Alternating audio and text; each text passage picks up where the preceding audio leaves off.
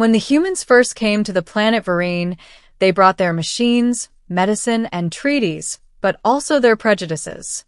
To the Varini, a reptilian species of scales, feathers, and shimmering eyes, beauty was everything. And to them, one of their own, Shah, was hideous. Her scales were dull gray instead of gleaming blue. Her feathers never grew. Her eyes, milky and soft, were reminders of a sickness she'd survived as a hatchling.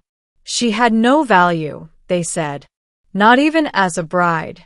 So when the human delegation requested an alliance through marriage, the Varini elders agreed. They'd offer one of their daughters to a human husband, a symbolic gesture of peace. But among the sisters of Clan Vreth, Shah was chosen, not out of honor, but mockery. "Give her to the blind one," hissed the matriarch. "He won't see the defect anyway."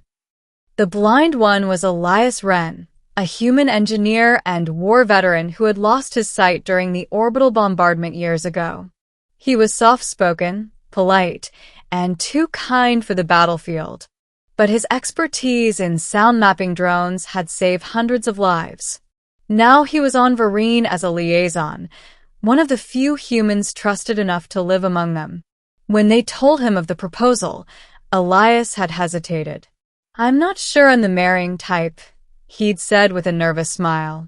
"It's symbolic," the diplomat had explained, "for unity." So he agreed, not for himself, but for peace. The day of the ceremony, Shah was silent as her sisters adorned her with crystal rings and silver bands, mocking her under their breath. "Don't worry, ugly one," they whispered. "He'll never see your face." When she was brought before Elias, she kept her head bowed. He could not see the disdain in the crowd or the pity in her trembling posture. But he heard it, in the change of breathing, the scrape of scales, the false smiles. His ears caught everything. "You're Shah?" he asked softly. "Yes," she said, her voice hoarse but musical in a way that startled him. "Then it's an honor," he said simply, offering his hand. Her clawed fingers touched his skin, hesitant, as if she feared breaking something fragile.